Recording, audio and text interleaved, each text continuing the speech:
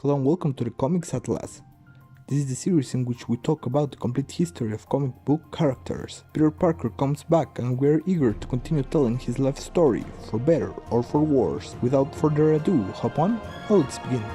We'll have a mystery in issue 26, one that involves the Crime Master, the Green Goblin, Frederick Foswell and Spider-Man. But first, it's Parker home and our protagonist who's unable to recover the costume he lost last time. In any case, now we catch the Green Goblin. He's having a chat with the man known as the Crime Master. They ditch each other from their plans, but neither dares to attack first.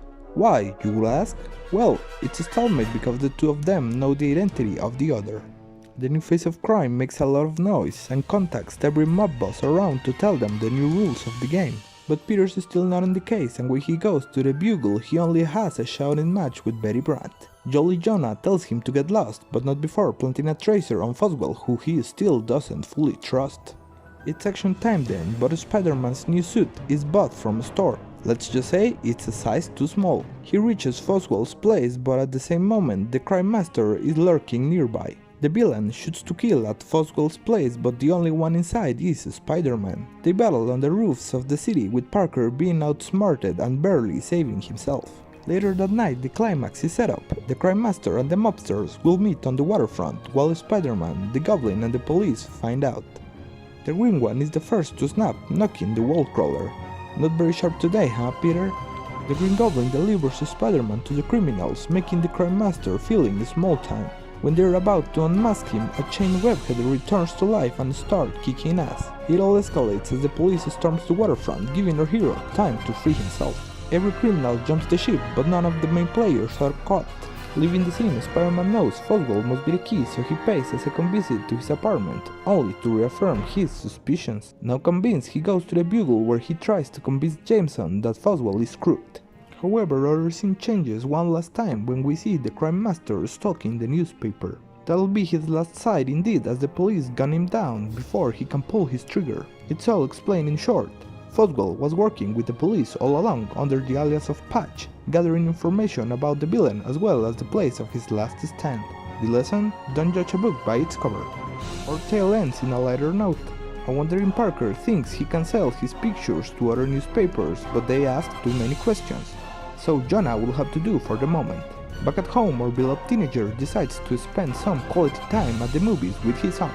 Charming. The next villain on the line is a new glowing one, the mighty Molten Man. As we often do, we jump to the local high school where Liz Allen is rejecting both Peter and Flash for their constant fighting.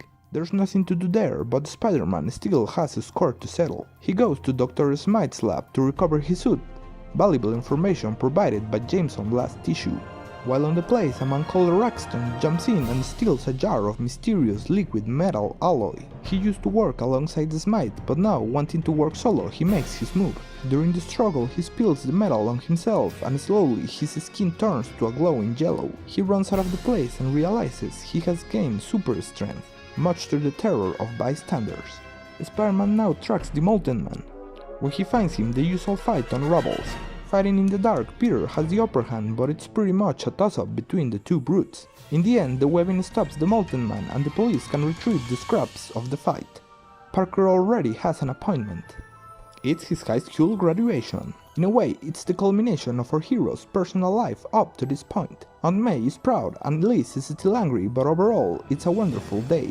It's also announced that Peter got a scholarship thanks to his academic prowess, while Flash got it on his athletic achievements. I'll leave it with the quote on the last page. As with all in life, it isn't really an ending, but a beginning.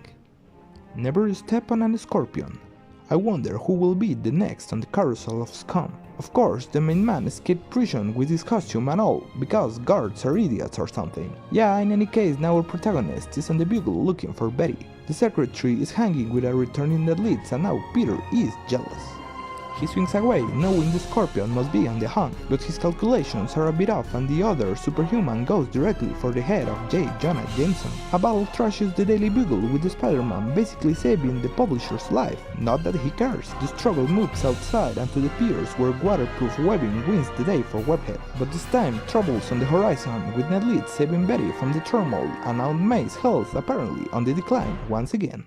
Issue 30 is a bit weird to put it that way. The superhero action is not remarkable at all. Spider-Man just stops the cat, a burglar, and his gang. It's more about Brandt and Parker. Betty confesses Ned Leeds has asked to marry her. Peter's shocked, ready to reveal his secret identity, but his mistress herself doesn't want to date or marry a man putting himself in danger every other day. Peter's heard enough, but Betty couldn't confess it's Peter whom she really loves. Corny drama? Maybe, but important for our main man. Recapping a bit, it's really interesting. The crime master was ultimately a nobody, and Spider-Man's comment on the matter are accurate. I still don't care about Foswell and the focus that's been put on his side of the story. I hope he grows on me. At the same time, for me, the Goblin is still trying to control organized crime is a bit odd. I feel these villains should either be pure mobsters or pure costume weirdos, the only exception being Doc Ock. Despite all of this, the story itself was good in keeping the mystery of its characters and the suspense of the action. Definitely like it. Peter Parker and Betty Brandt's thing seems to have been damaged beyond repair. It's crystal clear that Betty doesn't want someone like Spider-Man, leave alone Spider-Man himself. Nothing personal against him, but the idea of living with an adventurer vigilante just hits too close home for her. We know Peter isn't gonna change, and they are already having ugly fights, so yeah, it sucks for our hero. This, combined with the graduation, carried the first huge change of the status quo for Spider-Man since his origin. The future looks both bright and dark for the hero. As usual, I hope sunshine and rainbows reign supreme in the end. Wishful thinking, hey? Not the best advice when reading The Amazing Spider-Man.